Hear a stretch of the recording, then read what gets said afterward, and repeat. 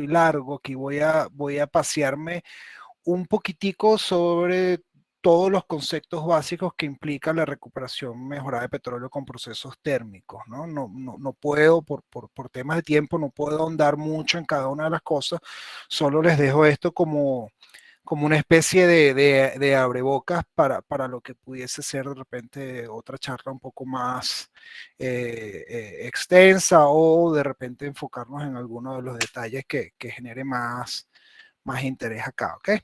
Eh, bueno, esta es la agenda que les tengo para el día de hoy. Primero les quiero comentar un poquitico acerca de quiénes somos nosotros en CMG y luego pues las características de los crudos pesados y por qué son el principal target para lo que es la recuperación mejorada con procesos térmicos. Luego vamos a ver algunas aplicaciones térmicas del simulador y me voy a enfocar más que nada en los procesos básicos de todo lo que implican los procesos térmicos de recuperación mejorada y finalmente hablaremos un poquitico de esos procesos bastante ya conocidos por todos nosotros de la inyección de vapor en sus diferentes formas, IAB, ICB, SACD, HASD, inyección de aire y algunos otros procesos. En CMG, pues bueno, somos una compañía, tenemos ya prácticamente 40 años de fundados, donde nos encargamos es de básicamente desarrollar programas de simulación de yacimiento. ¿Okay? Desde que se fundó en el año 78, estos programas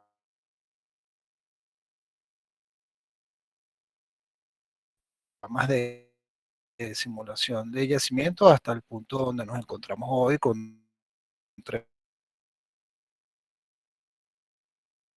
simuladores en estos tres que ven acá arriba, IMEX, GEM y STARS, el día de hoy, y como esto es una charla, un webinar de simulación de procesos térmicos, me voy a estar enfocando un poco más a lo que son los simuladores térmicos. En el caso de CMG, ese simulador térmico se llama STARS.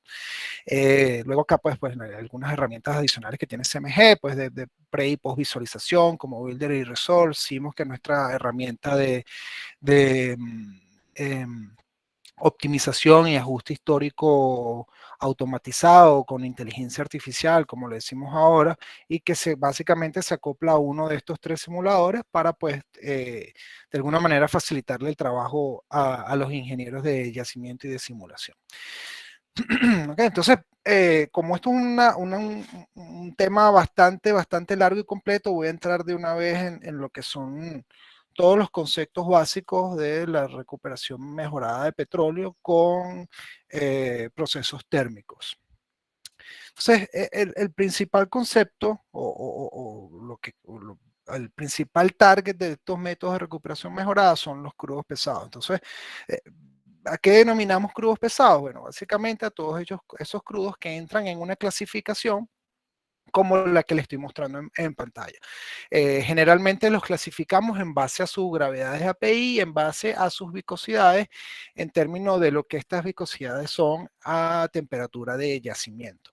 Entonces podemos ver, perdón, podemos ver que tenemos dentro de estos crudos pesados subcategorías sí, subcategorías como son por ejemplo, los bitúmenes, los crudos extra pesados, los tar sands, los crudos pesados y bueno, ya saliéndonos de aquí, pues tenemos entonces hacia gravedades API de más de 25, pues los crudos livianos y medianos. Podemos también, como ven aquí esta clasificación, podemos hablar de crudos pesados, aquellos que van entre 100 y 1000 centipoas a temperatura de yacimiento. Los extra pesados a partir de 1000 a 10.000 probablemente. Esto no es algo fijo, esto dependiendo de los yacimientos, dependiendo de las compañías, pues categorizan los crudos o sus crudos entre una de estos tres términos basados en estas viscosidades, pero no es algo tan rígido como lo que ven aquí en la tabla. Y bueno, varianas bituminosas o TAR, podemos encontrarlos a partir de 10.000 centipodes en adelante. ¿Okay? Sus principales características de estos bitúmenes es que son bastante inmóviles a temperatura de yacimiento en los crudos pesados y en los crudos extrapesados, sobre todo cuando hablamos de yacimientos un poco más calientes como los que tenemos nosotros en Venezuela en la faja petrolífera, pues ya podemos hablar de que sí son crudos móviles. ¿Okay? Bueno, la importancia de estos crudos pesados a nivel mundial, ya todos pues lo conocemos, tenemos una enorme cantidad o acumulaciones de estos yacimientos a nivel mundial, sobre todo Canadá y Venezuela. ¿Okay? Ahora, ya hablamos un poco de los crudos pesados, vamos a comentar un poco de cuáles son las reglas básicas en la simulación de yacimiento y de ahí en adelante, pues nos vamos a ir un poco más adentrando a lo que son los conceptos en sí de lo que representa la simulación térmica de yacimientos, no tanto la simulación de yacimientos de crudo muerto, etcétera. ¿Okay? Ya vamos a ir discriminando un poco más eso. Entonces, bueno, algunas reglas básicas que tenemos, esto no es una Biblia, no está escrito en piedra, pero bueno, es algo que le da idea a la gente de cómo comenzar y cómo atacar los problemas de simulación, son estos. Pues primero, por supuesto, necesitamos un análisis del problema y definir algunos objetivos realistas, sobre todo en términos de tiempo, ¿no? La simulación de yacimientos generalmente está muy complicada con el término, en términos de esos tiempos de entrega. Seguimos viendo qué tipo de simplificaciones podemos hacerle a nuestro problema inicial, si se pueden, si no se pueden. Si es el caso, pues se hace y se prosigue. Parte importante de todo esto es entender primero cuáles son los mecanismos involucrados, la interacción entre esos mecanismos involucrados dentro de nuestro yacimiento para poder luego representarlo. Pasamos a otro punto que es bastante importante, cuál es el número de bloques óptimos de esa malla de yacimiento. Primero generalmente partimos de una malla construida en un programa de geomodelaje y a partir de esa malla construida en ese programa de geomodelaje pasamos a una malla que generalmente viene escalada para la simulación de yacimiento. Muy difícilmente nosotros como ingenieros de simulación de yacimiento podemos simular en una malla tan refinada como nos las entregan a veces nuestros amigos geólogos, geomodeladores, y por eso tenemos que pasar un proceso de escalamiento. ¿Okay? Entonces, en ese proceso de escalamiento, pues bueno, tenemos ciertas limitaciones y dependiendo de ese escalamiento puede ser que algunos de nuestros objetivos vayan cambiando. Entonces, bueno, a partir de allí viene un proceso iterativo, un proceso donde tenemos que estar muy en contacto con nuestro grupo de geociencia o con nuestro grupo de geomodelaje y tenemos que ajustar algunos datos, cambiar algunas variables, determinar cuáles son todas esas incertidumbres que tenemos aún dentro de nuestro modelo de yacimiento para poder entonces proceder a lo que es el ajuste histórico basándonos en todas esas incertidumbres asociadas. Una regla, esto debería haber estado de primero, ¿ok? Esto debería haber estado de primero, prestar mucha atención a las unidades de yacimiento y a las unidades de las variables, no saben cuántos errores hemos visto y hemos cometido porque luego de 6 meses de coteo histórico o de ajuste histórico nos damos cuenta que la unidad de alguna de los parámetros que introducimos o introdujimos estaba errada. Y bueno, a partir de allí, de esto se retroalimenta, a partir de allí, pues nosotros deberíamos planificar algún tipo de trabajo de laboratorio, algún tipo de prueba de laboratorio, si necesitamos, por ejemplo, disminuir las incertidumbres asociadas a alguno de los parámetros que vimos en el ajuste histórico. Vamos a hablar un poquitico de los modelos matemáticos detrás de los simuladores de yacimiento. Tenemos simuladores de yacimiento que trabajan en modo petróleo negro o dead oil o crudo negro. En estos tipos de simuladores solamente tenemos tres ecuaciones de conservación de masa para lo que son el petróleo, el agua y el gas. Generalmente tenemos una tabla PVT. Para representar nuestro PVT tenemos solamente una tabla que de acuerdo a las variaciones de presión nos dice cómo varía por ejemplo, nuestro beta O, nuestro RS, nuestro beta W, beta G, etcétera. ¿Okay? Compresibilidades, etcétera. Luego tenemos los modelos matemáticos composicionales, para estos simuladores composicionales donde nuestro PBT va a estar representado ahora por una ecuación de estado cúbica generalmente, ¿ok? Y con esta ecuación de estado podemos ver todos los cambios composicionales de esos fluidos dentro de nuestro modelo de yacimiento, ¿ok? Luego vienen los modelos térmicos. Los modelos térmicos son una derivación de los modelos composicionales, ya que representan el PBT de acuerdo a una relación de constantes de equilibrio. ¿Ok? Mejor dicho, representamos las ecuaciones de estado a través de unas constantes de equilibrio y por eso a veces a los modelos térmicos o a los simuladores térmicos también los podemos llamar semi o pseudo composicionales.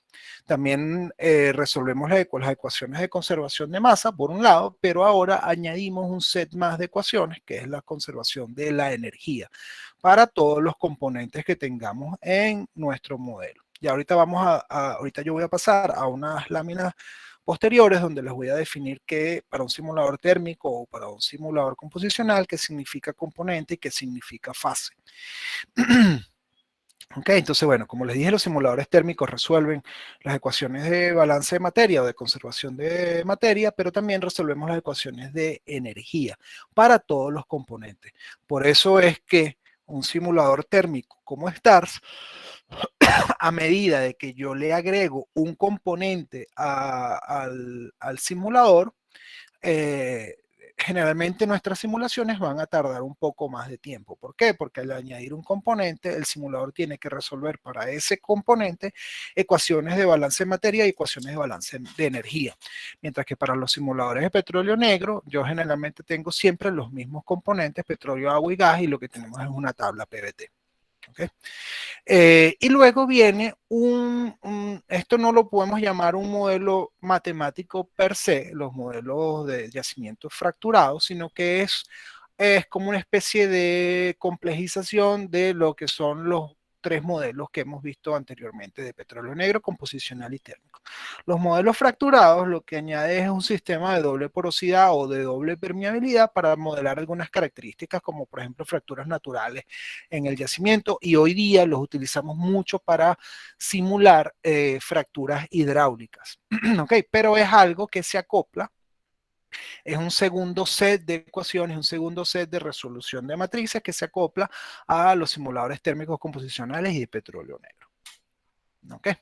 Entonces, entrando un poco más en lo que es un simulador térmico, en el caso de nosotros, pues yo no puedo hablar de otro simulador sino de STARS, pero generalmente la mayoría de los simuladores térmicos robustos del mercado son similares en su construcción y en su desarrollo. ¿Okay?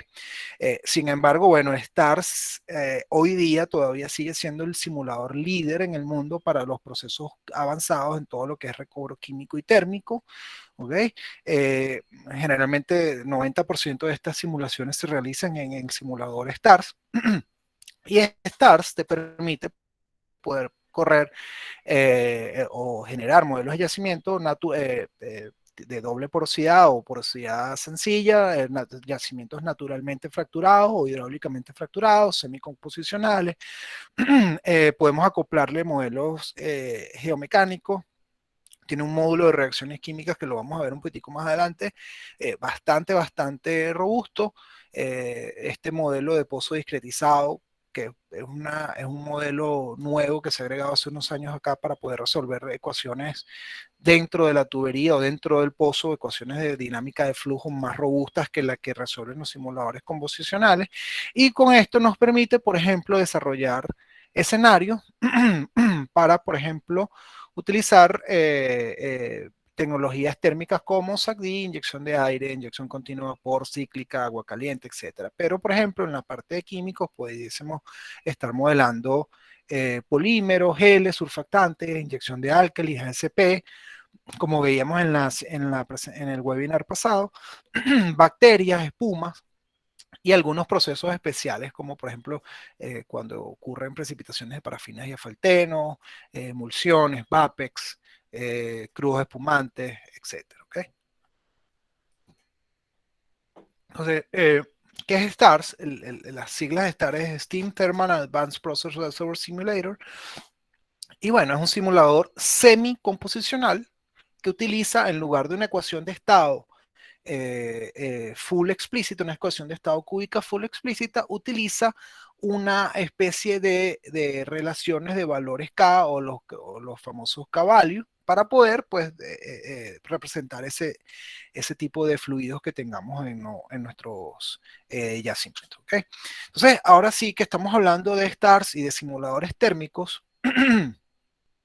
Voy a hablarle un poco más en detalle de qué significa y a partir de aquí sí les prometo que entramos en lo que es la simulación térmica de yacimientos más eh, eh, em, ¿cómo se dice? En lo que es la teoría de esto, ¿ok? Vamos a empezar a hablar de qué significan los componentes cuando yo empiezo a hablar de componentes y qué significan las fases, ¿ok? Entonces, ¿qué es un componente para un simulador térmico? ¿Ok? Un componente es una sustancia simple que puede ser identificada como químicamente uniforme para los fines que yo tenga o para la tarea que yo desee realizar. Entonces, un ejemplo de componentes puede ser una especie molecular simple como por ejemplo el agua o el metano, ¿ok? H2O o CH4, o un componente también pudiese ser una mezcla de especies de rango molecular similar. Por ejemplo, yo pudiese llamar a un componente gas de inyección y eso pudiese ser una mezcla de metano, etano y propano. ¿Ok? Para estar, si yo creo ese componente, eso, o si yo creo esa mezcla de especies de rangos moleculares similares, para estar, eso sería un componente. Okay. ¿Qué pudiese ser otro componente? Una dispersión, por ejemplo, de cantidades pequeñas de una fase dentro de otra fase continua. Por ejemplo, dentro de STARS, una emulsión, una espuma, gotas, burbujas, por ejemplo, en el caso de los modelos de... Hazle así, ven, te enseño. En el caso... Ven, no es así, mami, ven, tráemelo. Disculpen, por favor recuerden que deben tener todos sus micrófonos desactivados para evitar interrupciones al ponente.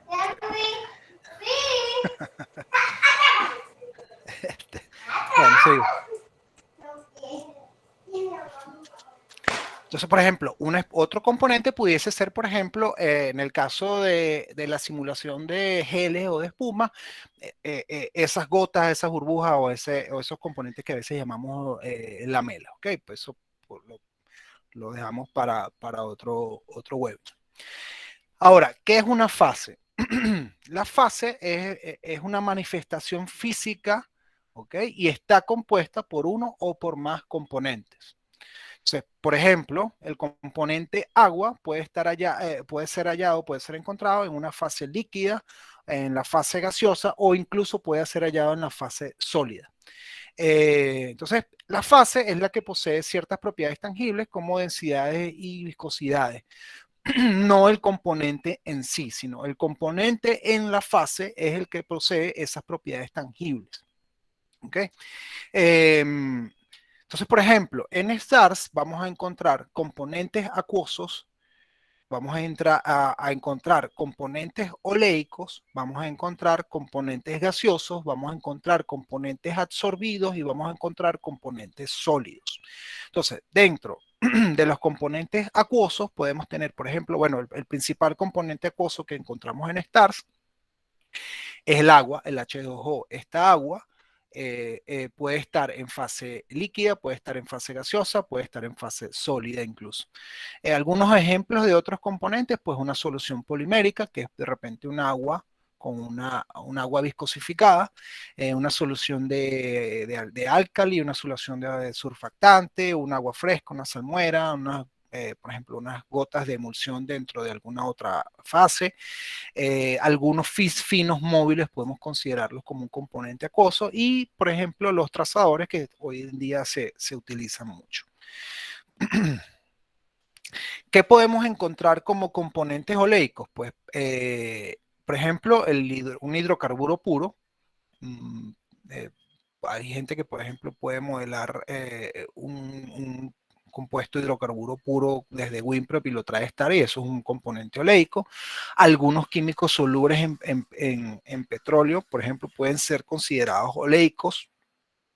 El caso del CO2 o el caso del nitrógeno, estos son unos casos muy particulares porque yo puedo, por ejemplo, este componente CO2 puedo tenerlo en fase oleica o puedo tenerlo en fase gaseosa en algún momento. Por ejemplo, un pseudo componente hidrocarburo como el black oil, como el crudo muerto, o un grupo de pseudocomponentes que estén agrupados, por ejemplo, yo lo llame, no sé, crudo muerto 1, lo puedo llamar, y es un pseudocomponente que me agrupa todas las moléculas que van desde C5 hasta C20. ¿Ok? Esos son ejemplos de componentes oleicos. Algunos componentes gaseosos, pues por ejemplo, el gas en solución del petróleo es un componente que puede estar en la fase gaseosa, el CO2 o el aire también son componentes gaseosos. Algunos gases condensables y gases no condensables también los encontramos como componentes gaseosos. En el caso de que modelemos, por ejemplo, un gas no condensable de tipo nitrógeno, tipo oxígeno, tipo CO2. Algunos componentes absorbidos, por ejemplo, tenemos todos aquellos componentes que pueden ser absorbidos por la roca luego de un proceso de inyección. Estos componentes generalmente se modelan con algunas isotermas, con algunas características de equilibrio con estas isotermas de absorción. Pueden ser, por ejemplo, algunos polímeros, pueden ser algunos surfactantes, en el caso de que estemos activando o que estemos usando algún proceso que requiera geoquímica, algunos cationes inorgánicos también los podemos encontrar absorbidos en la roca. Okay, generalmente la que absorbe es la roca de yacimiento, y por esto todos esos componentes pues los llamamos componentes absorbidos. Y por último, los componentes sólidos son todos aquellos componentes, pues bueno, que se encuentran en estado sólido dentro del modelo de yacimiento. Generalmente STARS los modela muy bien, aunque GEM también tiene la capacidad de modelar sólidos. Podemos encontrar como componentes sólidos algunos productos de reacciones químicas. El producto principal de una reacción química para un simulador térmico como STARS es el coque, porque el coque se produce luego de que todas esas reacciones químicas de la combustión generan este subproducto sólido que consideramos o que llamamos coque. Algunos componentes absorbidos también pueden estar en la fase sólida. Hay personas que modelan, por ejemplo, el entrampamiento de algunos finos o de algunos geles como sólidos dentro de la roca para lograr algún tipo de objetivo, de característica, etcétera. Los asfaltenos, las parafinas, también pudiésemos considerarlas de alguna manera como un sólido, como un componente del tipo sólido. ¿Okay? Entonces, una vez que hablamos de componentes y hablamos de fases, hay que hablar un poco de lo que es el diseño de los componentes para un simulador térmico. ¿Okay? En el caso de los hidrocarburos, podemos observar algunos cambios de fases. ¿Okay? En el caso de los crudos pesados, para un simulador térmico como STAR, generalmente yo puedo representar mi crudo de yacimiento solamente con dos componentes principales. Uno, un pseudo componente llamado crudo muerto, dead oil o lo que sea que yo le quiera llamar, que me va a agrupar todas esas moléculas de carbono que representan básicamente el crudo muerto de mi yacimiento. Y un segundo pseudo componente que yo lo puedo llamar gas en solución o solution gas o lo que sea que yo le dé el nombre a este componente, y este componente me va a agrupar aquellos moléculas de hidrocarburo que representen ese gas en solución. Entonces, ¿qué hace el simulador? Cuando el simulador, mediante sus ecuaciones de equilibrio, determina que ese gas tiene que estar dentro del crudo, entonces estamos en presencia de un crudo vivo, y si por algún motivo hemos cruzado el punto de burbuja, ese gas en solución empieza a salirse de la fase oleica donde se encontraba y empieza a entrar a la fase gaseosa. Y es lo que conocemos o lo que pudiésemos ver como una liberación de gas. Todo eso nos los da un equilibrio de fases. El simulador determina si ese gas está dentro de mi crudo, como en equilibrio, o si por las condiciones de presión y temperatura, ese gas en solución debe salir de mi crudo. ¿Okay? Ese equilibrio de fases lo vamos a encontrar con estas relaciones de equilibrio Cavallo. Esto es muy diferente a un yacimiento de crudo, a un modelo de simulación dead oil o de petróleo negro. No dead oil, realmente es black oil, petróleo negro. ¿Okay? ¿Por qué? Porque en un simulador de petróleo negro, lo que nos va a decir si se libera gas o no se libera gas realmente es una tabla PVT. Si él entra a la tabla PVT y ve que a cierta presión el RS cambió y hay una liberación de gas, entonces pues el simulador va a reportar gas liberado. En el caso de los simuladores térmicos, no, el simulador térmico tiene que determinar mediante estas relaciones de Cavallo y algunas otras relaciones más que complementan si el gas debió ser liberado o debe estar o se debe mantener en solución. Hay veces en donde no es tan sencillo diseñar mis componentes para representar el fluido de yacimiento. Entonces, hay crudos donde yo, por ejemplo, no puedo representar mi petróleo pesado o mi petróleo extrapesado con dos pseudocomponentes nada más, es decir, con crudo muerto y con gas en solución. Hay veces en donde para yo poder representar mis presiones de burbujas, densidades, viscosidades, todas las propiedades PVT de mi petróleo, yo necesito más de dos pseudocomponentes. Es decir, por ejemplo, yo necesitaría tener un crudo liviano, un crudo mediano, un crudo pesado y un gas en solución. Es decir, ahí tengo ya 4 pseudocomponentes. Y los Cavallo son los que me van a decir, y las reglas de mezcla son los que me van a decir en qué proporción se mezcla cada uno de ellos para que en el yacimiento ese petróleo tenga una API de la que debe tener, tenga una densidad de la que me diga mi reporte PVT, tenga una viscosidad de la que me diga mi reporte PVT. ¿Okay? Generalmente, como dice acá, la mayoría de los crudos pesados puede ser representado como estos dos pseudocomponentes, pero no siempre es así. Okay, entonces, bueno, hablando de equilibrios de fases, esto que ustedes ven aquí son las relaciones K o las famosas constantes de equilibrio. ¿Okay? Y lo que me representan es el equilibrio que tiene un componente, ¿okay? Entre sus dos fases principales. Por ejemplo, veamos el ejemplo más claro es el agua, en forma o un agua caliente que está vaporizando. Aunque el agua en los simuladores térmicos no lleva constantes de equilibrio, sino que se utiliza directamente las tablas de vapor, lo podemos ejemplificar con eso. Una constante de equilibrio me dice cuánto del componente agua está en la fase vapor con respecto a lo que se encuentra en la fase líquido, ¿ok? Entonces, y esto es lo que me da ese equilibrio. En el caso del crudo pesado que le estaba comentando anteriormente, una constante de equilibrio K me dice cuánto del gas en solución está en fase gaseosa y cuánto de ese gas en solución está en fase oleica. Okay, entonces todo este equilibrio está siendo controlado también porque la suma de las saturaciones en cada una de las fases tiene que ser igual a 1. Okay. Y bueno, algunas consideraciones adicionales de presiones y saturaciones de las fases. La suma de todas las saturaciones es igual a 1, de las presiones capilares, etc. Okay. Entonces, cuando hablamos de diseños de componentes en un modelo térmico o para un simulador tipo STARS, yo tengo que llegar a una tabla como esta. Esta es una tabla de diseño de componentes, donde ustedes van a ver una ref, que es la fase de referencia, ¿ok? Y a partir de allí diseñamos. Entonces, por ejemplo, si tenemos un modelo PVT, que tiene 3 componentes, agua, dead oil y gas en solución, como la mayoría de los modelos PVT que se utilizan para simular crudos pesados, sobre todo los de la faja petrolífera del Orinoco. Tenemos, por ejemplo, que el componente agua lo tenemos como dentro de una fase de referencia acuosa. pero este componente agua, a pesar de que está en una fase de referencia acuosa, puede migrar en algún momento a la fase gaseosa, es decir, se pudiese convertir en vapor.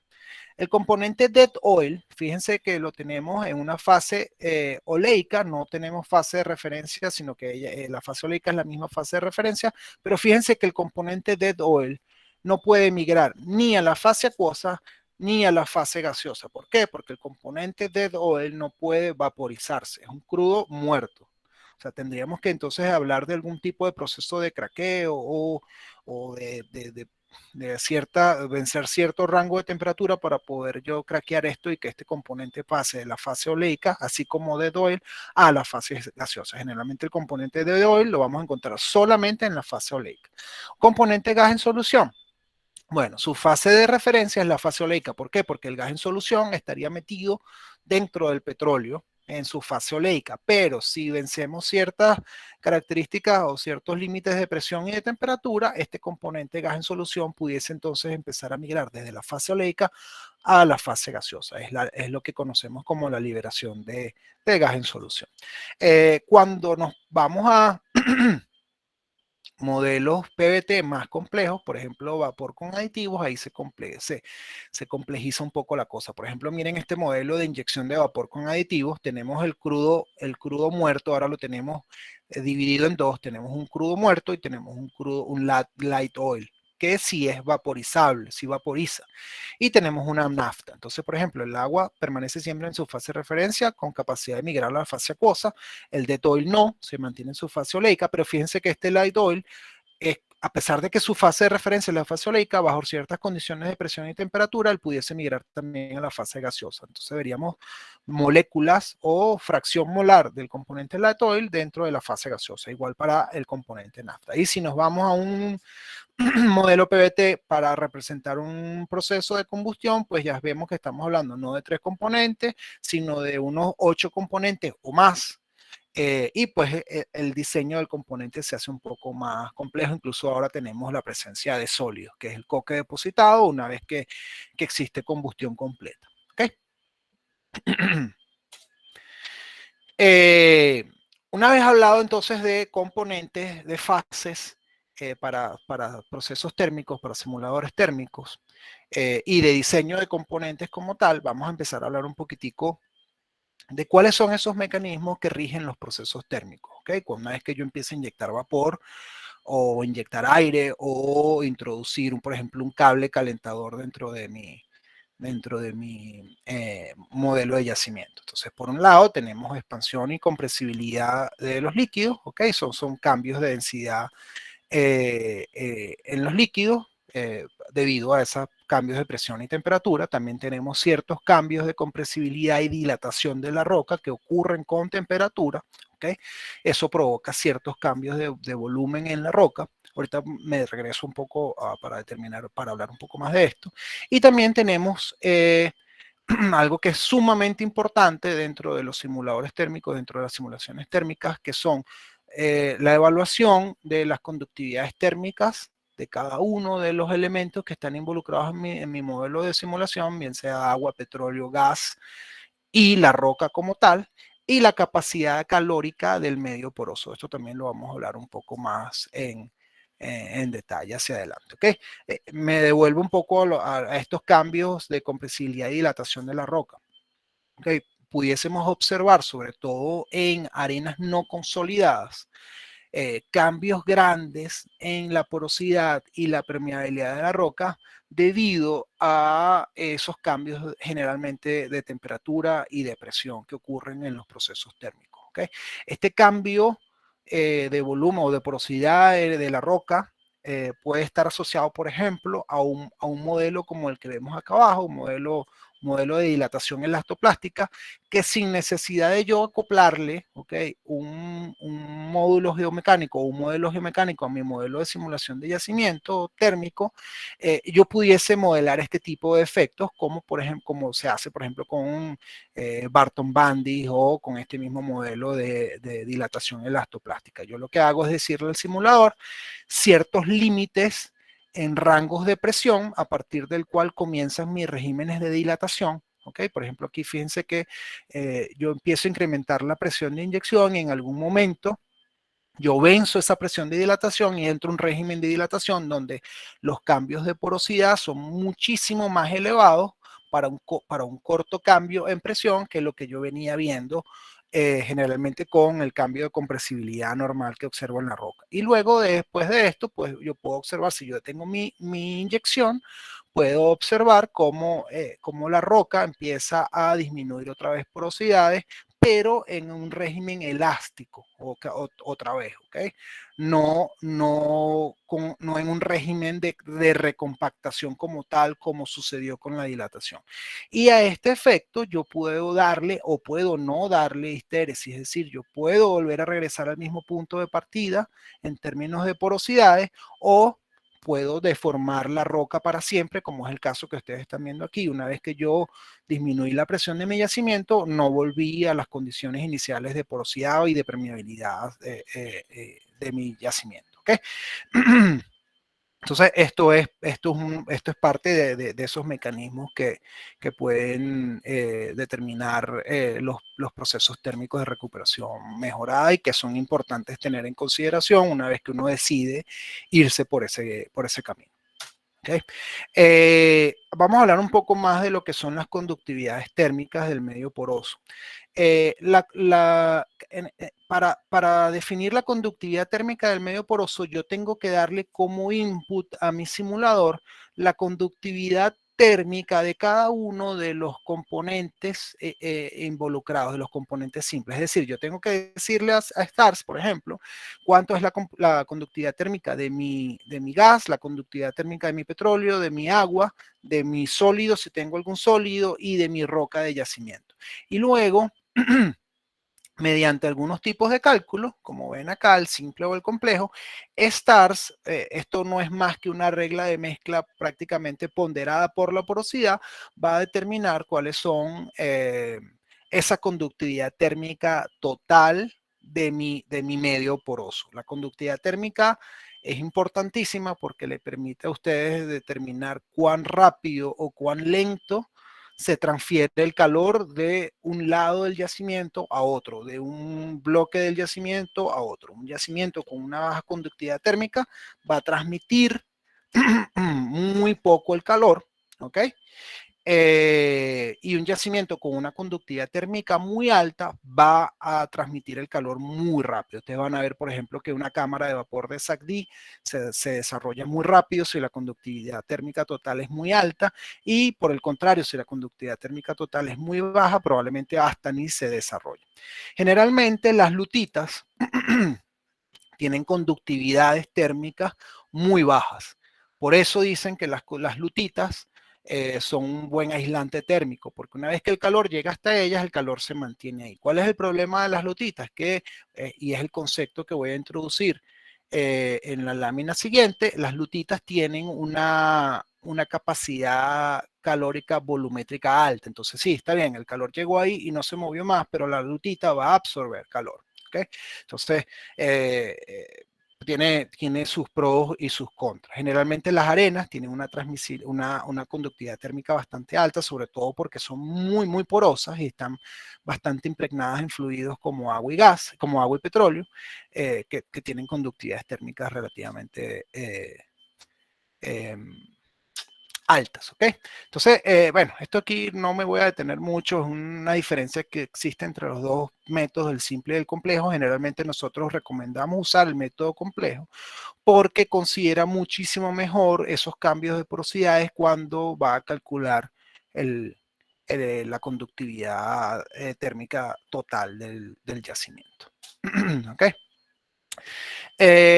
El otro concepto importantísimo, ya lo introduje un poco en la lámina anterior, es la capacidad calórica volumétrica de la roca. Es decir, ¿qué es esto? La capacidad calórica volumétrica de la roca les dice a ustedes cuánto calor en BTU o en joules o en lo que sea necesita absorber el material para incrementar su temperatura en 1 grado Fahrenheit o en 1 grado centígrado.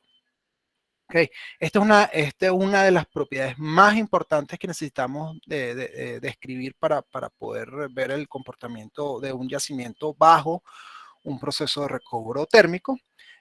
Y se calcula más o menos usando esta ecuación. Generalmente es un valor constante, solamente le damos el valor de A, que es el valor de la capacidad calórica volumétrica de la roca. Esto es un experimento que es bastante difícil de determinar en laboratorio. Por ahí hay algunos libros, les recomiendo un autor que se llama Somerton. Luego, pues después me pueden escribir, les paso el título del libro si están interesados en esto. Esto es muy importante considerarlo y poca gente toma importancia de estos dos conceptos que acabo de introducir. Estos dos conceptos que están acá, conductividad térmica y capacidad calórica volumétrica, pueden hacer que un proyecto que parece que es exitoso en el simulador, en realidad sea un fracaso en la realidad, o viceversa. Un proyecto que pareciera ser un fracaso en el simulador, que no vamos a incrementar recobro ni nada por el estilo, en realidad en la realidad funciona y es bastante exitoso. ¿Okay? Entonces, aquí les pido que guarden esos apuntes y que por lo menos anoten estos dos términos y investiguen un poco más, y el que esté interesado me escribe y le puedo dar el nombre de un libro donde hicieron una especie de compendio de pruebas de pruebas de laboratorio para determinar este tipo de valores. La capacidad calórica volumétrica de la roca, como les dije, pues es el calor que necesita absorber un material para elevar su temperatura en una unidad, y es una característica que cambia con la temperatura. Es decir, si ustedes miden la capacidad calórica volumétrica de la roca a una temperatura de 20 grados centígrados, les va a dar un valor. Pero si la miden a una temperatura de 100 grados centígrados, les va a dar otro valor. Es por eso que se introduce estos coeficientes acá que dependen de la temperatura. Generalmente es muy difícil de conseguir esto, ¿ok? Y consideramos que la capacidad calórica volumétrica es un valor constante, pero bueno, existen formas de determinar esto en el laboratorio y existe gente que lo ha hecho y existe gente que lo considera en sus simulaciones. Entonces, generalmente, una arenisca, ¿ok? Una arena no consolidada, requiere de 35 BTU por pie cúbico volumétrico para incrementar su temperatura en 1 grado Fahrenheit. Este es como un valor más o menos bien estudiado, sobre todo en Canadá, y que aplica bastante bien para nuestras arenas consolidadas en yacimientos un poco más de temperatura más elevada. ¿Okay? Entonces, una vez que hablamos de las conductividades térmicas y de las capacidades calóricas, tenemos que ver cómo representar esto en lo que son las lutitas o las arcillas. ¿Okay? Dentro de los simuladores de yacimiento, o al menos dentro de STARS, existen dos tipos de celda que yo puedo considerar como no yacimiento, es decir, una celda nula. ¿Ok? Ese tipo de celdas nulas puedo yo determinarlas o asignarlas de dos formas particulares. El null block, que es una celda tipo nula que no se utiliza en ningún cálculo ni de flujo ni de calor, o como un zero porosity o porosidad cero. Si yo le digo una celda que es porosidad cero, esta celda se va a anular, pero solo para el cálculo de flujo, no para el cálculo de calor. Es decir, esta celda zero porosity queda activa para mis cálculos de calor. Entonces, si yo tengo que hacer una simulación térmica y tengo que definir lutitas o arcillas en mi yacimiento, yo no las puedo definir de la manera tradicional utilizando celdas nulas o bloques nulos, sino que tengo que decirle a mi geomodelador, o yo particularmente desde Builder, lo que sea, puedo hacerlo convirtiendo estas celdas nulas en celdas zero porosity para que efectivamente sea una barrera para el flujo de fluidos, pero que no sea una barrera para el flujo de calor. Esto es otra de las equivocaciones que generalmente se observan en las simulaciones térmicas y que hacen que los resultados cambien de la noche al día, a la mañana. ¿Okay? Porque no se considera que las lutitas, primero, que transfieren calor y segundo, que lo absorben. Entonces esto es bastante importante. Adicionalmente, STARS tiene otro modelo analítico en donde ustedes pueden definir, si ustedes están simulando, por ejemplo, una arena que está entrampada entre dos lutitas bien definidas, no necesitan modelar todas esas capas suprayacentes de lutita hacia arriba o de lutita hacia abajo, sino solamente la arenita. Y si ustedes activan esta opción de pérdidas de calor hacia la zona sub y suprayacente, STARS va a simular como que desde el tope del yacimiento o desde la base del yacimiento hay pérdidas de calor hacia la zona sub y suprayacente. También es bastante importante tener estas consideraciones para poder ver realmente los rendimientos de nuestros modelos de simulación. ¿Okay? Algunos otros problemitas que podemos ver en las simulaciones térmicas es el tamaño y la orientación de las celdas. Aquí vemos, por ejemplo, el uso del Dynagrid. Dynagrid no es más que una tecnología que nos permite agrupar celdas que tengan más o menos las mismas características. Entonces, características de qué pueden ser de saturación de algún tipo de fluido, pero en el caso de las simulaciones térmicas utilizamos Dynagrid para que agrupe celdas con temperaturas similares.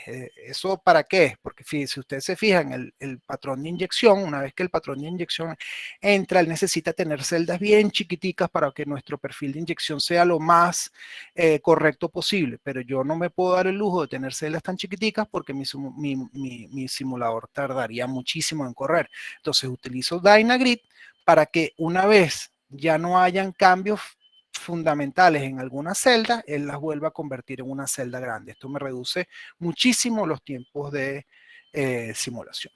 El otro punto importante a definir en las simulaciones térmicas, esto también aplica para las simulaciones en frío, para la inyección de algunos otros tipos de sustancias, es la orientación de nuestro cálculo. Aquí vemos, por ejemplo, un cálculo del tipo, una orientación o un cálculo del tipo 5 puntos. Eso quiere decir que mi bloque, voy a parar aquí, mi bloque de yacimiento solamente tiene flujo con el bloque que tiene hacia el norte, hacia el sur, hacia el este, hacia el oeste, hacia arriba y hacia abajo. ¿Okay? Cuando hablamos de orientaciones del tipo 9 puntos, no solamente tengo hacia el norte, hacia el sur, hacia el este, hacia el oeste, hacia arriba, hacia abajo, sino que también considero las 4 diagonales de mi bloque. Esto, por supuesto, incrementa el número de ecuaciones, incrementa sustancialmente el tiempo de cálculo de mi simulación numérica, pero pues les otorga a ustedes unos resultados, unos perfiles de inyección muchísimo más parecidos a lo que ocurre en la realidad. Si yo coloco, por ejemplo, vamos a tratar de entrar más o menos al mismo tiempo, un año más. Fíjense que los dos perfiles de inyección son bastante diferentes cuando yo resuelvo mi modelo de yacimiento como 5 puntos o cuando yo resuelvo mi modelo como 9 puntos. Todos los simuladores de yacimiento están por defecto en el modo de resolución de 5 puntos. STARS, GEM e IMEX, ustedes tienen que entrar y cambiar esta opción de 5 puntos a 9 puntos manualmente para poder obtener cosas como esta. ¿Okay? En teoría, si ustedes hacen la malla lo suficientemente fina, ¿okay? Si reducen mucho el tamaño de los bloques, en teoría ustedes deberían llegar a un resultado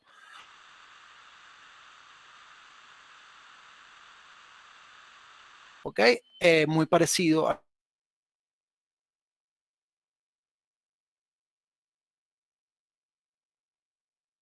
para la recuperación mejorada de petróleo. Vamos a entrar un poquitico más en hablar qué es esa recuperación mejorada de petróleo con procesos térmicos. Bueno, aquí esto es un cuadro remartillado y revisto por todos nosotros.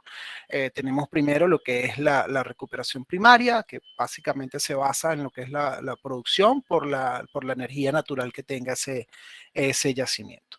Luego de que esa energía natural del yacimiento ya no es suficiente o que nosotros necesitamos de manera adelantada empezar a incrementar los factores de recobro, podemos pasar a lo que se denomina recuperación secundaria y que no debería ser más que inyección de agua, por ejemplo, o inyección de gases para barrer un poco mejor ese petróleo que tenemos allí.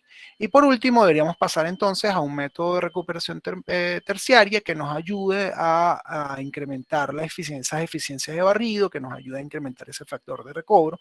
En la recuperación terciaria tenemos varios métodos, los térmicos, que son los que estamos hablando hoy, de inyección de gases, inyección de químicos y algunos otros métodos de recuperación como inyección de microorganismos, emulsiones, vibrosísmica y muchísimas otras cosas que vemos hoy día por allí.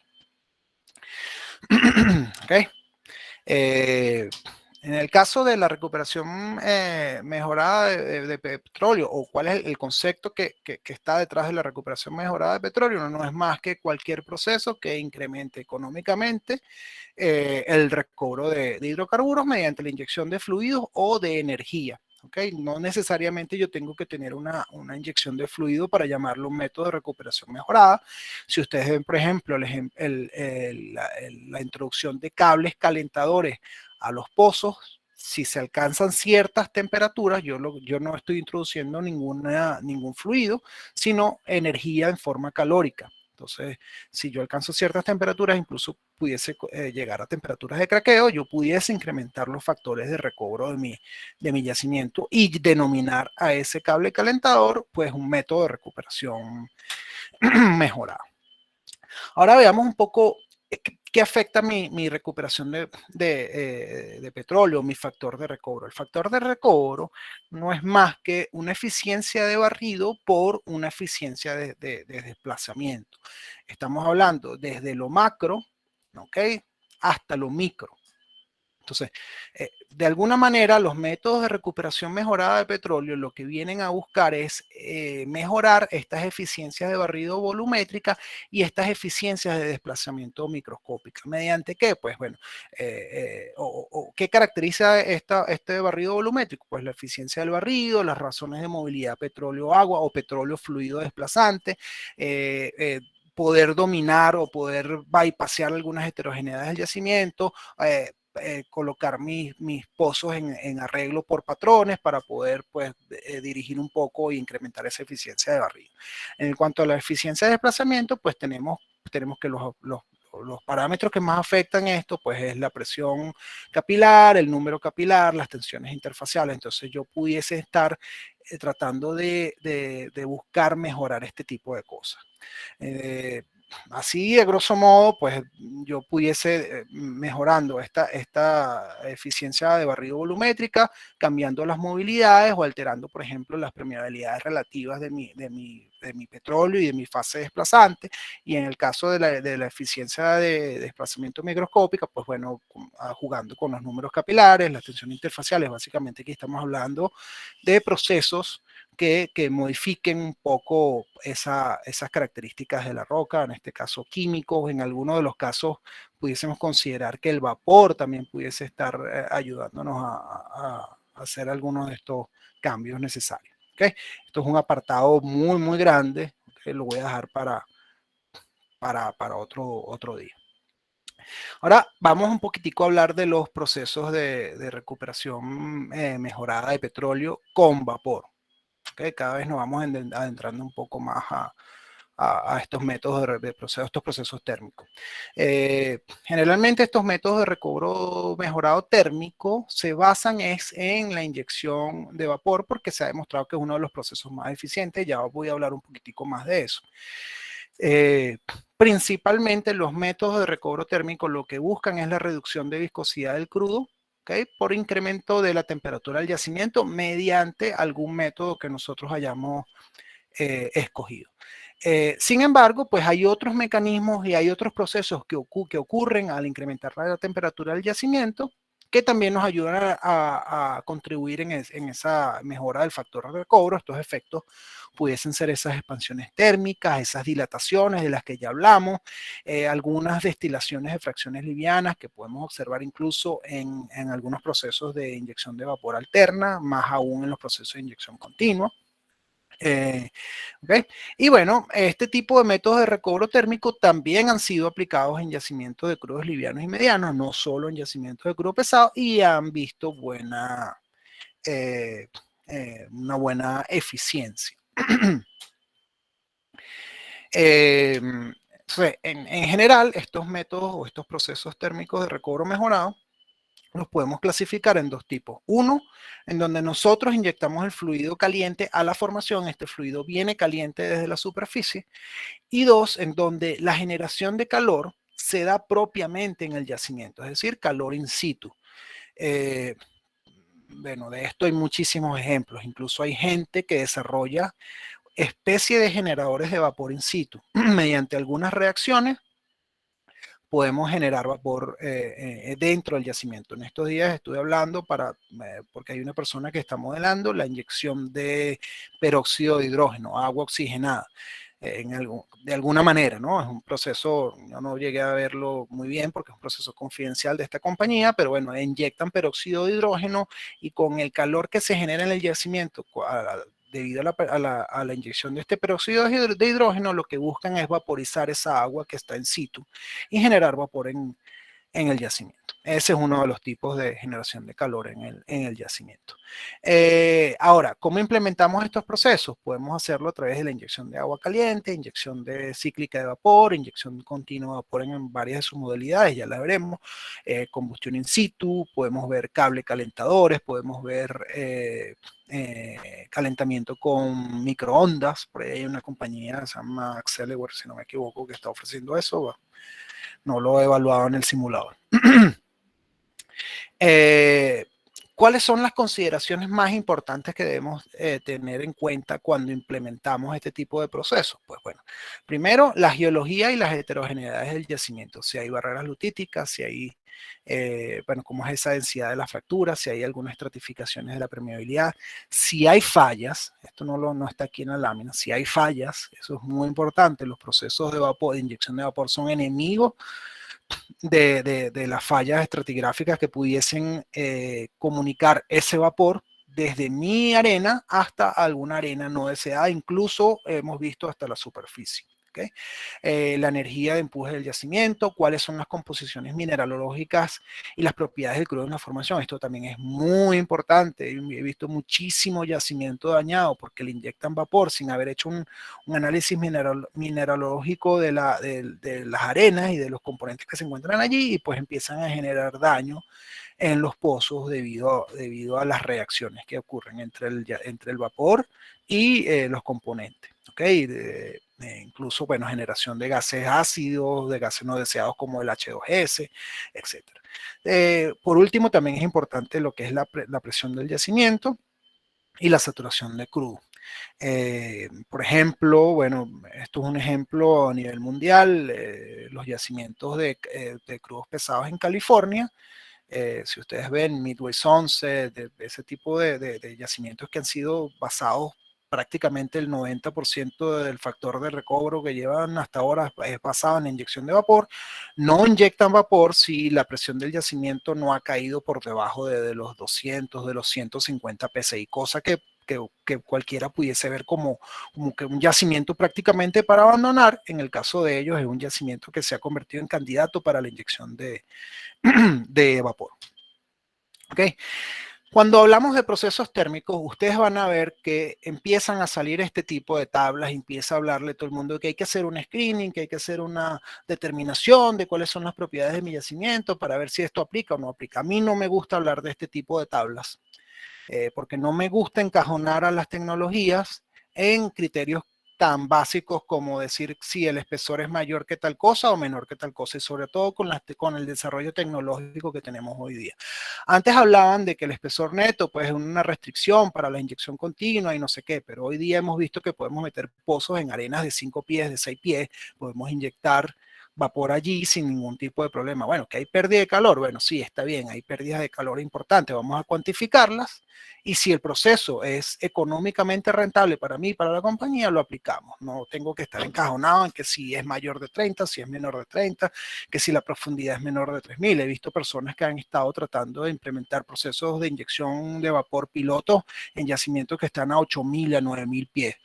Obviamente tenemos que aplicar la tecnología adecuada. Si yo inyecto vapor a un yacimiento que está a 9.000 pies con una sarta de inyección convencional, lo que me va a llegar allá abajo es agua caliente. Pero si yo tengo la posibilidad de implementarlo con una tubería preaislada, pues ese yacimiento pudiese ser un candidato. Cosa que de otra manera yo no pudiese de repente aplicarla en ninguna otra tecnología. Entonces, ¿por qué dejar ese yacimiento morir con un factor de recobro primario?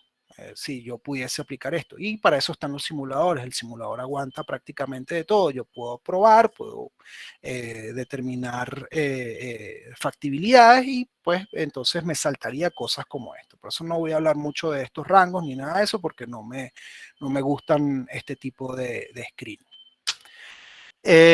Sin embargo, si ustedes se van a la literatura y investigan dónde han sido aplicados los procesos de inyección de vapor, ustedes se van a dar cuenta que generalmente los procesos de inyección de vapor están aplicados o encajonados en ciertas características de yacimiento y de crudo, por ejemplo, en crudos entre 10 y 22 grados API, entre porosidades de 20 y 40, y entre gravedades API, por ejemplo, bueno, exacto, 15 y 20, con este rango de temperaturas, pero sí, bueno, si vamos a la lámina de los crudos pesados, nos damos cuenta que esto que yo estoy marcando en amarillo generalmente corresponde a yacimientos de crudo extra pesado o crudo pesado.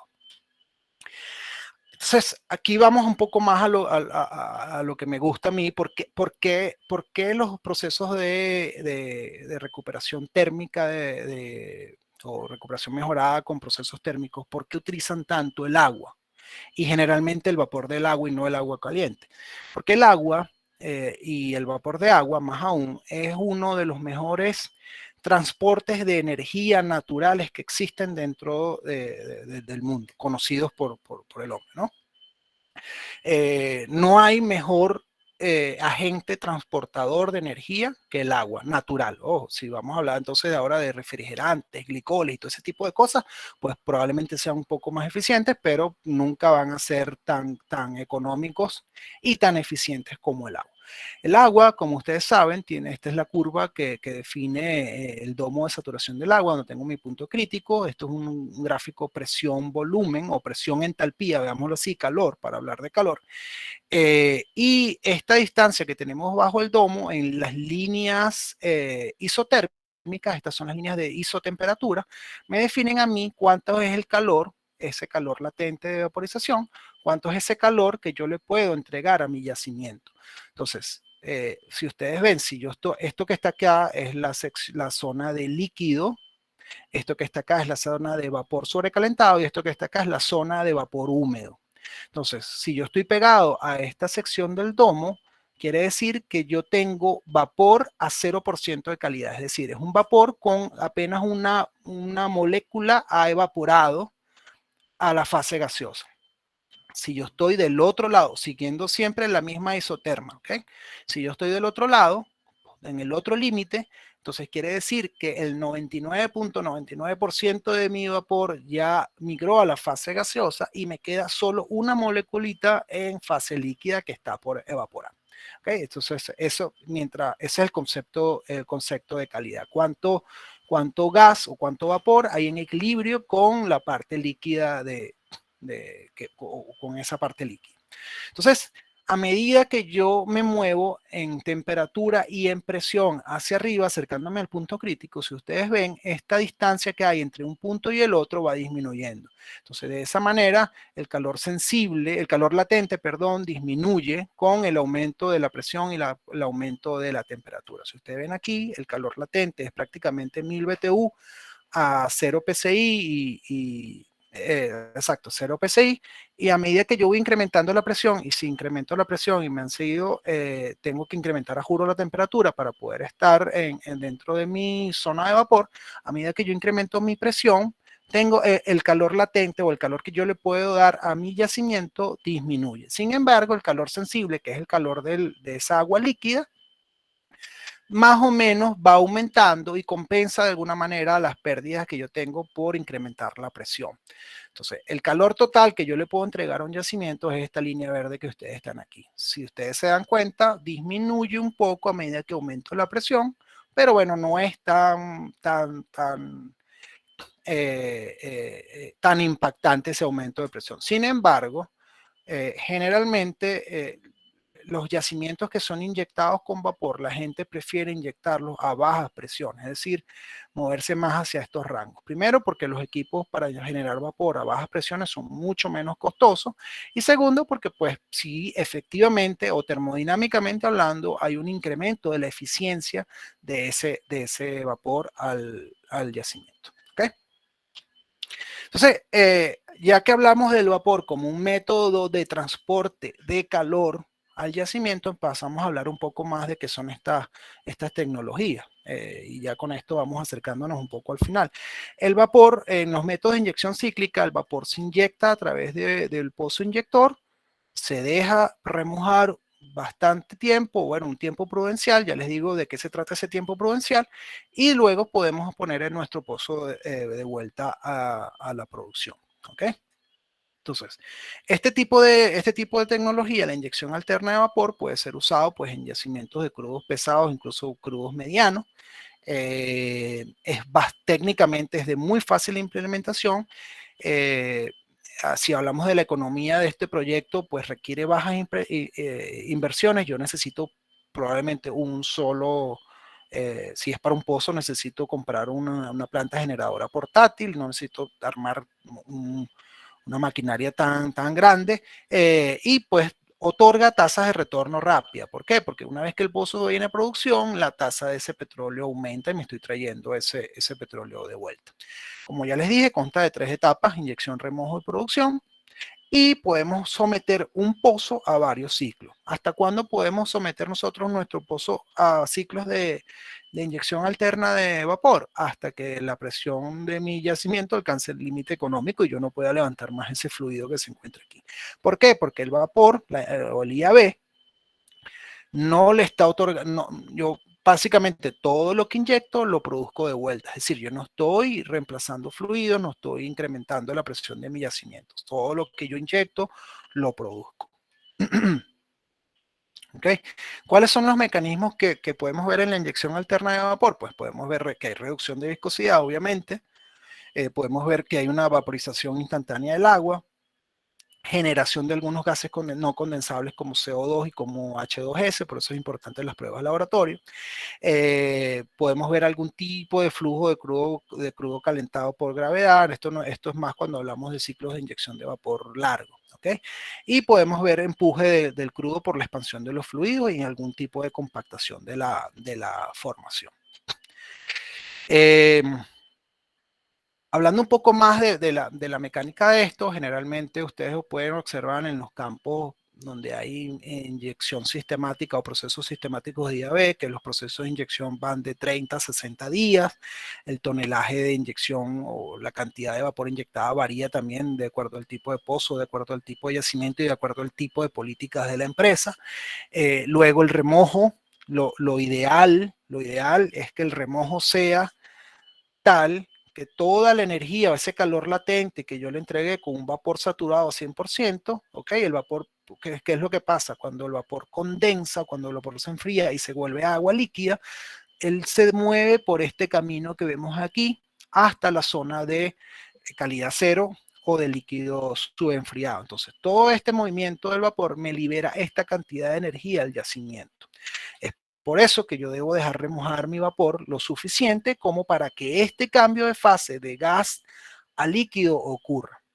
Si yo inyecto vapor y abro mi pozo a producción, inmediatamente me voy a traer ese vapor caliente en forma de vapor y pierdo la eficiencia de mi proceso. ¿Okay? Hay gente que hace ciertas modificaciones al IAB tradicional, y es la adición de aditivos, valga la redundancia. ¿Okay? ¿Cuál es el objetivo de meterle aditivos al IAB? Pues incrementar primero la eficiencia de barrido, incrementar el factor de recobro y disminuir los costos asociados a la inyección del vapor. Una de las cosas y esto es un tema de debate y he visto gente no voy a decir pelear, pero he visto gente discutir fuertemente, sobre todo en las áreas operacionales y en el campo de si el IAB incrementa o no el factor de recobro, y esto es un tema muy álgido. Aquí yo les diría que dependiendo de la forma en la que yo haga mi inyección de vapor, yo puedo tener incrementos o no. Las formas tradicionales de inyección alterna de vapor que ocurren, por ejemplo, voy a hablar de los casos de los campos venezolanos, no hay incremento de factor de recobro. Primero, porque los tonelajes de inyección son muy bajos. Segundo, porque prácticamente los tiempos de remojo que le damos a los pozos es básicamente lo que tardo yo en sacar una completación, la completación de inyección y meter la completación de producción nuevamente. Entonces, pues allí hablar de inyección, de incremento de factor de recobro es un poco atrevido. Cuando vemos campos de inyección de vapor, y los hay en el mundo, pues podemos buscar en la literatura, hay campos de inyección de vapor en donde los ciclos de inyección de vapor estamos hablando de inyecciones de 3 a 6 meses. Puede haber reemplazo de fluidos, incremento de las presiones. En ese tipo de casos de IAB, pues sí podemos hablar de incremento del factor de recobro. ¿Okay? Entonces, bueno, uno de los objetivos de estos aditivos es ayudar a incrementar ese factor de recobro, disminuir los costos. ¿Cuáles aditivos? Bueno, ahí podemos mezclar el vapor con algún tipo de gases, CO2, nitrógeno, aire, metano, agua y mezclas de algunos gases hidrocarburos que funcionan para, por ejemplo, mejorar esa calidad, incrementar las tasas de inyección de vapor, bueno, poder manejar un poco cualquiera de esas heterogeneidades que hayamos encontrado en el yacimiento, hacer cambios en las permeabilidades relativas de las tres fases, por ejemplo, disminuir la saturación residual de petróleo, incrementar la saturación de agua con nata, es decir, que pudiésemos verlo incluso como cambios de mojabilidad de la roca. Y por último, pues incrementar la inyectividad de ese vapor. ¿Okay? Si pasamos entonces ahora a la inyección continua de vapor o ICV, la inyección continua de vapor tradicional requiere de un pozo inyector y de un pozo productor. Generalmente inyectamos vapor a través de un pozo vertical y ese vapor va a ir empujando esos bancos de petróleo hasta inyectamos a través del pozo inyector y ese vapor inyectado va a ir moviendo ese banco de inyección hasta el pozo productor. Entonces, aquí sí hay una inyección continua y sistemática de vapor desde el pozo inyector hasta el pozo productor, y pudiésemos decir que el proceso finaliza cuando el banco o la zona de vapor vivo alcanza mi pozo productor, es decir, cuando mi pozo productor empieza a producir vapor vivo. Y ahí nosotros deberíamos parar, hacer algún tipo de remediación, inyectar algún tipo de aditivo, algún tipo de espuma para controlar el conformance de ese perfil de inyección y ver si podemos tener algún recobro adicional. Pero si no, entonces vamos a estar recirculando vapor vivo, que obviamente no tiene ningún beneficio económico.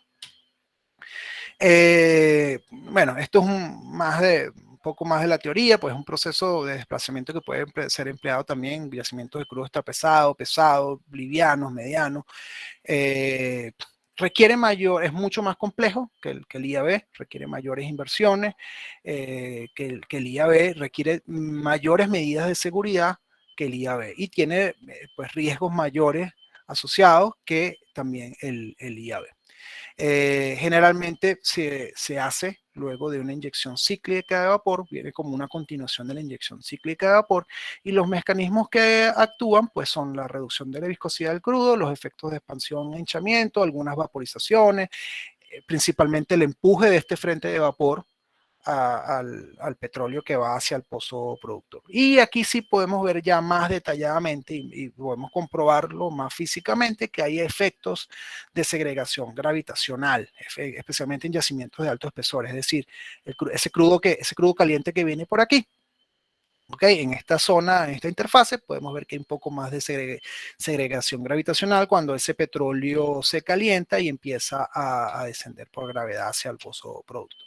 Generalmente, cuando hablamos de inyección continua de vapor, la tradicional con pozos verticales, tenemos que hablar de arreglos. En este caso estamos viendo un arreglo típico donde tenemos 4 pozos productores en las esquinas y un pozo inyector en el medio. Es lo que conocemos como un arreglo de 5 pozos invertido. ¿Por qué? ¿Por qué se llama invertido? Porque el pozo inyector está en el medio. Si fuese un esquema de inyección 5 pozos normal, los pozos inyectores estarían en el borde, es decir, tendríamos 4 pozos inyectores y un pozo productor en el centro. Tenemos un montón de arreglos de 7 puntos, de 5 puntos. Bueno, eso pues es otro tipo de modificación que se hace a la inyección continua. Como una especie de modificación de la inyección continua de vapor, también tenemos esto que se llama el SACD, que se hace en 2 pozos horizontales. Esto es una simulación de SACD para un campo canadiense. El pozo inferior es un pozo productor y el pozo superior es un pozo inyector. Entonces el pozo superior comienza a inyectar vapor de manera continua hasta formar una cámara de vapor y en la interfase de esa cámara de vapor con el petróleo viene drenando por gravedad. Ahora sí, el mecanismo de producción es netamente gravitacional, segregación gravitacional, hasta el pozo productor. Entonces, ¿qué significa SACD? Para los que no lo conocen, pues es básicamente el Steam Assisted Gravity Drainage. Es un proceso gravitacional, no es un desplazamiento vertical con vapor. Y las implicaciones que tenemos acá, pues bueno, hay una diferencia de presión entre el inyector y el productor y porque puede ser cero. Ahí la tasa de petróleo va a depender de la reducción de viscosidad, de la permeabilidad de la formación y del tamaño de la cámara de vapor. ¿Okay?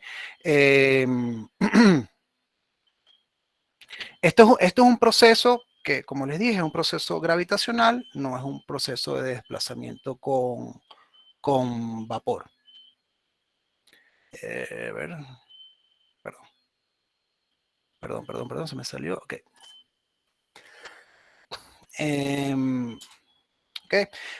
Una de las características principales para poder hablar de un proceso gravitacional es que yo no puedo aplicar ningún tipo de drawdown o de caída de presión en el pozo productor porque voy a empezar a alar o a tratar de llevarme el vapor vivo que se encuentra dentro de la cámara de vapor. Entonces, bueno, este proceso va, es por eso lo llamamos gravitacional. Algunas características, pues tenemos muy altos factores de recobro. Normalmente estos pozos son operados a presión constante, es decir, si yo no tengo caída de presión en mi pozo productor, yo incluso pudiese aplicar este proceso, esto es teoría, esto no se ha hecho, por encima de algún acuífero o alguna capa de gas, y en teoría ni el acuífero ni la capa de gas se enterarían de que yo estoy aplicando un proceso SACD allí. Es un proceso complejo de inyección continua de vapor, se requiere grandes cantidades de energía entregadas a ese yacimiento, genera un montón de emisiones de CO2 y de gases ácidos y requiere tecnologías adaptadas a alta temperatura, tuberías, instrumentos, etc. Voy a ir adelantando un poco porque vamos tarde para lo que teníamos planificado. El proceso HASD viene a ser una modificación de una inyección continua de vapor y un SACD, y su único objetivo es disminuir la cantidad de pozos. Si ustedes veían acá, tenía doble pozo por cada uno de esos pares. En el proceso HASD, que se llama Horizontal Alternating Steam Drive, yo lo que tengo es pozos que alternan entre productor e inyector. Como ven, ya yo disminuyo el pozo de aquí arriba. Entonces, aquí lo que hacemos es que mientras un pozo inyecta, los otros 2 pozos producen, y luego de un cierto tiempo, un ciclo, los pozos que estaban inyectando pasan a ser productor y el pozo productor comienza a inyectar. Entonces, bueno, las ventajas es que tengo menor cantidad de pozos que SACD y, bueno, es opción para aquellas arenas donde meter físicamente 2 pozos como SACD no es físicamente posible. Este es un proceso que sí no tiene un drenaje gravitacional, necesito aplicarle drawdown o caída de presión en mis pozos y por eso no es aplicable en la presencia de acuífero. Por último, para terminar, los procesos térmicos que se refieren a la combustión o a la inyección de aire o la combustión in situ son procesos en donde yo inyecto aire o algún gas que contenga oxígeno a mi yacimiento y eso genera un frente de combustión, haya una ignición. Y esto, pues aquí nos podemos extender muchísimo. Hay procesos que tienen ignición espontánea o hay procesos donde tienes que ver una ignición inducida de ese aire inyectado mediante el precalentamiento del yacimiento con con algún vapor o algo así. Y igual como en la inyección continua de vapor, inyecto gas desde mi pozo inyector, aire, perdón, desde mi pozo inyector hasta mi pozo productor. Y la idea es que ese frente de combustión vaya quemando ese petróleo que tiene ahí y calentando ese banco de petróleo que tiene allí y pueda tener una producción de un petróleo mejorado a través del pozo productor. Se considera que es el método último, ¿ok? Deberíamos aplicarlo luego de cualquier otro método, porque teóricamente lo que queda allí, después de que pase el frente de combustión, no me queda nada. Podemos utilizarlo en crudos livianos, en crudos pesados. Es un proceso que requiere grandes cantidades o disponibilidad de aire. Tenemos que tener compresores para poder inyectar eso. Es un proceso muy eficiente, pero bueno, tiene con una alta eficiencia de barrido microscópico, pero que tiene ciertas cantidades de problemas técnicos asociados a la inyección de este aire y a la generación de este frente de combustión. Hay algunas variantes de este tipo, no los voy a detallar, pero hay algunas variantes de los procesos de inyección de aire o de combustión, como la combustión seca, combustión húmeda, steam oxygen co-injection, cyclic combustion, etcétera. ¿Okay? Y la más importante, que es la única que voy a detallar hoy, es el TIE. ¿Okay? Estas son algunas de las dificultades. El TIE es la inyección de vapor a través de un pozo vertical, perdón, de aire a través de un pozo vertical para tener producción en un pozo horizontal. Entonces, teóricamente, el frente de combustión viene dado por esto, viene por este frente que viene acá, ¿ok? Y va avanzando a lo largo del pozo. Una vez que este frente ha avanzado a lo largo de mi pozo, yo puedo decir que he recuperado hasta un 80-90% de esta zona contactada.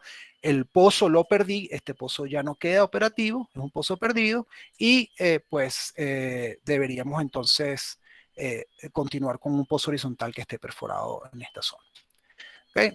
Bueno, existe TIE inyección en patrones. Si le puedo colocar algún catalizador a mi pozo horizontal, paso a un proceso que se llama TIE Capri. Entonces tengo adicionalmente a la disminución de la viscosidad de ese petróleo, tengo también un proceso catalítico y un proceso de mejora de la API sustancial debido a este catalizador que yo empaco como un gravel pack dentro de mi pozo horizontal. ¿Okay? Y por último, bueno, estos son algún proceso de combustión, alguna variante de combustión in situ. Estas son las reacciones de combustión, no me voy a detener mucho acá. Para poder representar esto dentro del simulador, yo tengo que representar cada una de estas reacciones. Para eso, STARS posee un módulo de reacciones químicas donde yo tengo que dibujar o expresar cada una de estas reacciones que ocurren en la combustión, que pues son un número grande de reacciones que yo puedo simplificar entre 5 a 8 reacciones, y lo hago con este módulo que me permite pues de alguna manera representar esas velocidades de reacción, los órdenes de reacción, etcétera. ¿Okay? Bueno, esto es cómo ocurren las reacciones dentro de los crudos livianos versus los crudos pesados. No me voy a detener mucho acá. Y por último, las pruebas de laboratorio. Para poder tener un proceso de combustión aplicado en el simulador, yo necesito realizar ciertas pruebas de laboratorio para poder primero entender mejor cómo ocurre esa combustión in situ, estimar esas cinéticas de esas reacciones y comprender y cuantificar cuál va a ser mi factor de recobro. Sin embargo, esas pruebas pues no son nada fáciles. Las podemos clasificar en las primeras pruebas de screening, que son unas pruebas más sencillas, las pruebas cuantitativas cinéticas y las pruebas de comportamiento de combustión. Estas dos últimas son muy complicadas. Existen pocos laboratorios en el mundo que las hacen. Hasta hace un tiempo habían colas de compañías esperando un chance en estos reactores de cinética o estos reactores de combustión para poder determinar las cinéticas y poder aplicar entonces estos procesos de combustión dentro del simulador de yacimiento. ¿Okay?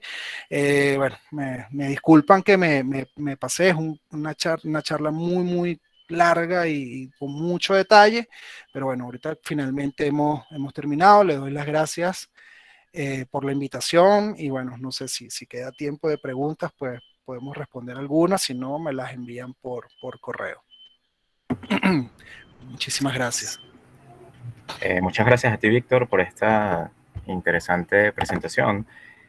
A partir de este momento comenzaremos con una pequeña ronda de preguntas y respuestas en vista del tiempo. En caso de que alguna de ellas queden sin responder, podemos hacérselas llegar al ponente y luego se las enviaríamos vía correo electrónico de la ponencia de la semana pasada del señor Sergio Silento. Ya tenemos sus respuestas. Estamos esperando ver cuáles otras queden pendientes por responder para enviar tanto estas como las de esa presentación vía correo electrónico. Les recuerdo que, bueno, las preguntas son vía chat. Ya tenemos algunas por acá. Me permito leer la primera. Es del señor David Oliveros. Él comenta: excelente, Víctor, y gracias también al resto de los cursos gratuitos que hubo por parte de CMG. Su pregunta es: ¿qué datos de laboratorio deberíamos conocer si podemos inyectar vapor con algún aditivo que mejore el crudo? Y bueno, su pregunta también tiene una segunda parte, pero vamos a ir por partes.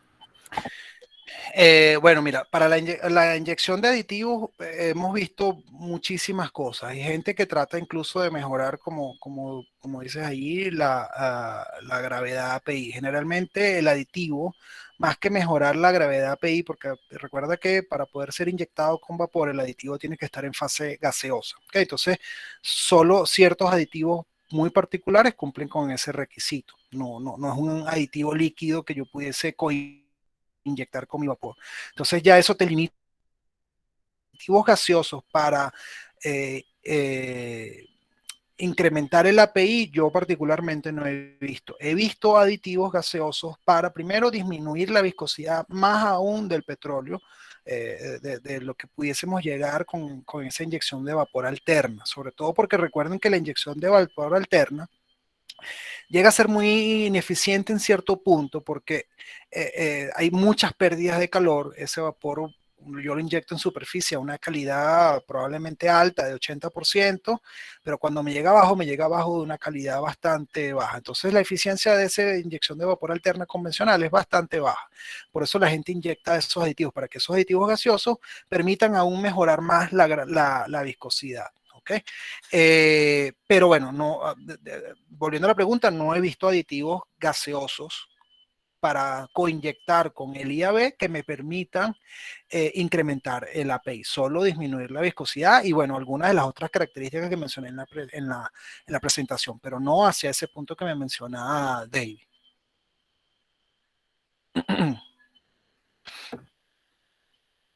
Bien, tenemos dos preguntas más de David. El señor David Oliveros, si está en línea, puede utilizar su micrófono para escoger una de las dos, para darle oportunidad también a los otros participantes de que solventen sus dudas. Entonces, lo invitamos a que utilice su micrófono y utilice unos 30 segundos para hacer su pregunta.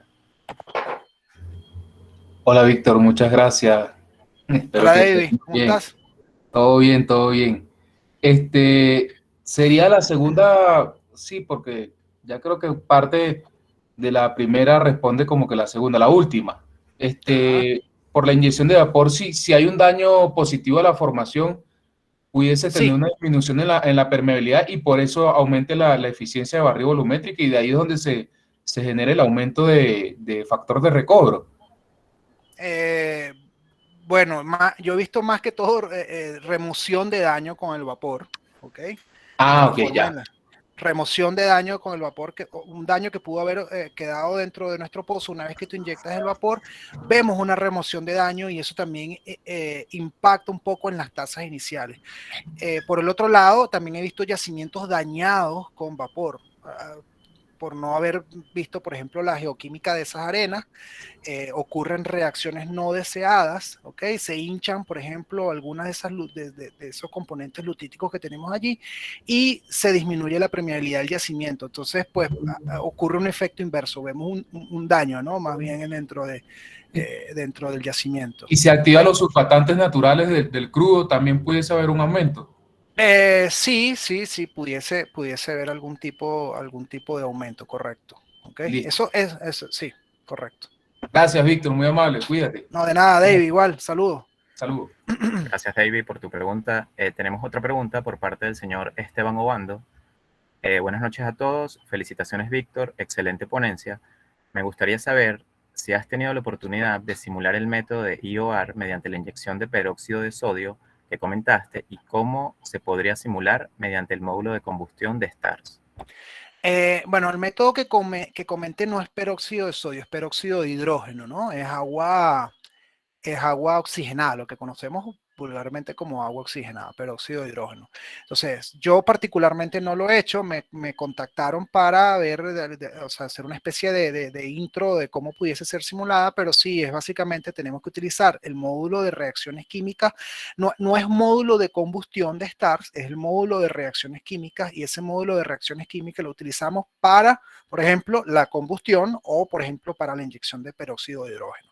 Entonces, lo primero que tenemos que entender aquí es tendríamos que ir, por ejemplo, al laboratorio, entender cómo interactúa el peróxido de hidrógeno con mi formación, cuáles son las reacciones principales que voy a encontrar y cuál es la reacción que me genera ese calor. Entonces, yo con ese módulo puedo describir cuáles son mis reacciones, cuáles son las reacciones endotérmicas, cuáles son las reacciones exotérmicas, y entonces a partir de allí modelar que con una reacción se genere energía en el yacimiento y esa energía me permita entonces pues incrementar la temperatura y el incremento de la temperatura me permita tener algunos efectos, por ejemplo, como la vaporización del agua o disminución de la viscosidad del crudo. Pero sí, no lo veo para nada difícil de modelar, es algo que yo no había escuchado hasta hace unos 2 años para acá, que es que estoy empezando a ver que las compañías se están interesando por la inyección de peróxido de hidrógeno, pero sí, es bastante fácil de hacerlo con el módulo de las reacciones químicas de STARS, correcto. Bien, bueno, tenemos más comentarios positivos en torno a tu presentación. El señor Francisco Otero dice felicitaciones, excelente presentación. Y tenemos una pregunta del señor Jos Mercy. Dice buenas noches, excelente su presentación, gracias por su tiempo y valioso aporte. ¿Pudiera compartir algunos ejemplos de esos factores desfavorables en cuanto a la composición mineralógica y composición química para implementar estos métodos térmicos? Saludos cordiales y gracias. Bueno, sí, uno de ellos, el principal, y que lo he visto en la faja, es el hinchamiento de esas arcillas, ¿no? Con la interacción de esas arcillas con el vapor. Una vez que ocurre eso, pues vemos un taponamiento de los poros, se ve una disminución importante de la permeabilidad y pues con esto estamos generando un efecto no deseado. En cuanto a las reacciones, o algunas otras reacciones químicas no favorables, pues hemos visto muchísima generación de H2S en algunos yacimientos y si la persona o la compañía no está preparada para el manejo de este H2S, pues se te puede convertir en un inconveniente importante que pudiese incluso pararte el proyecto, ¿ok? Generación de gases ácidos como CO2 también está normalmente presente dentro de estos métodos de recuperaciones térmicas con vapor. Entonces son cosas que es por esto que generalmente hacemos estudios de laboratorio primero para determinar todas esas compatibilidades o incompatibilidades y sencillamente estar preparado para lo que viene.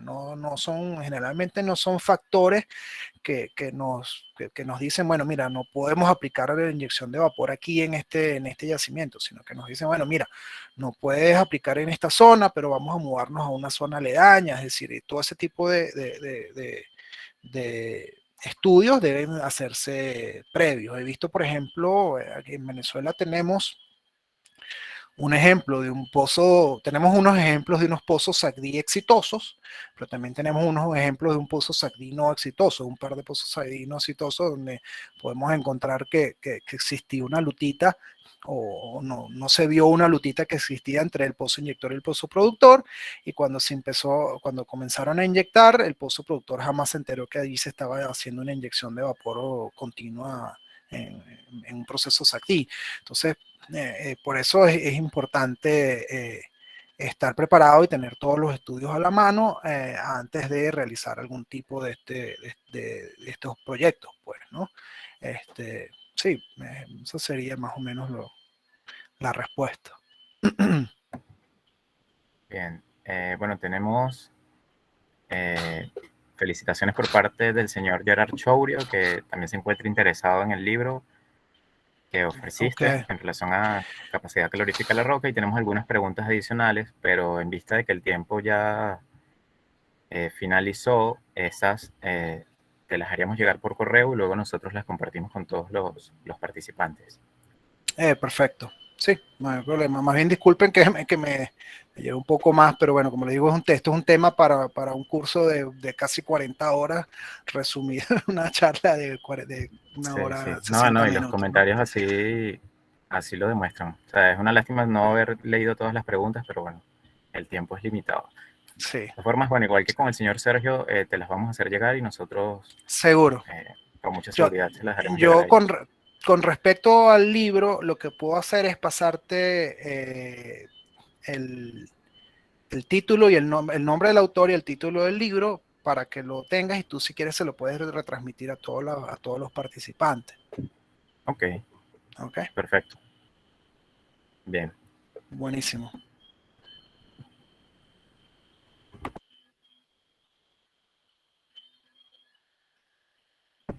Aló, ¿me escuchan? Sí, sí. Ah, perdí, Eh, pensé que había perdido la conexión. Sí, bueno, muchas gracias eh, por tu presentación, Víctor. En nombre del capítulo de Jóvenes Profesionales de Venezuela, queremos agradecerte por el apoyo que has brindado a la organización con la realización de esta charla. Y te pedimos también que hagas extensivo este agradecimiento a todo el equipo de Computer Modeling Group o CMG con quienes hemos contado en los últimos meses. Hace un rato vimos conectados por allí el señor Sergio Silento y Arnaldo Velázquez. No sé si aún estén en línea, pero estamos muy agradecidos por la disposición que mostraron desde el primer momento en que se les contactó. seguro, no, muchísimas gracias a ustedes por la invitación. Bueno, para nosotros es un placer compartir estos conocimientos con ustedes. Quedamos a la orden siempre. Cualquier pregunta, duda, comentario, bueno, saben que estamos aquí para ayudarlos y les comento para las personas que no lo saben, nosotros generalmente CMG 2 veces al mes ofrece también webinars y cursos en donde incluso se dan licencias de los software a los estudiantes, cursos de un día, de 8 horas, de diferentes temas. Entonces, pues les comento si les interesa, pueden entrar a nuestra página web que es cmgl.ca y allí se van a la opción de online training y pueden ver el calendario de todos los cursos que son completamente gratuitos, de todos los cursos que se ofrecen y allí pues el que les interese se pueden suscribir. Incluso cursos pasados pueden hacer la descarga del material y del video. ¿Okay? Eso lo dejo por allí a la orden para las personas que siguen en el mundo de la simulación de yacimiento y quieren continuar su entrenamiento en estas épocas pandémicas. Ah, buenísimo. Bueno, igual esa información nos la puedes hacer llegar por correo junto con el título del libro y nosotros la remitimos Seguro, a todos seguro los que sí. interesados. Seguro que sí.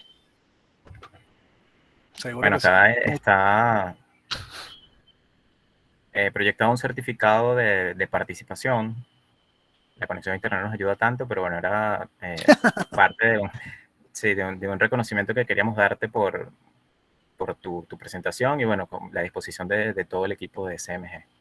Perfecto, no, muchísimas gracias. Sí, Muchísimas y gracias. bueno, debemos agradecer también a Ulises Berman, actual presidente del capítulo estudiantil AAPG de la Universidad Simón Bolívar, quien facilitó su cuenta eh, para utilizar la plataforma premium en la que se transmitió y se está grabando esta ponencia. Por último, bueno, les recordamos que pueden contactarnos a través de LinkedIn, Instagram y YouTube o escribirnos directamente a nuestro correo. Muchas gracias a todos por conectarse. Hasta un próximo encuentro. Tengan buenas noches. Seguro, buenas noches, muchísimas gracias y cuídense. Vale.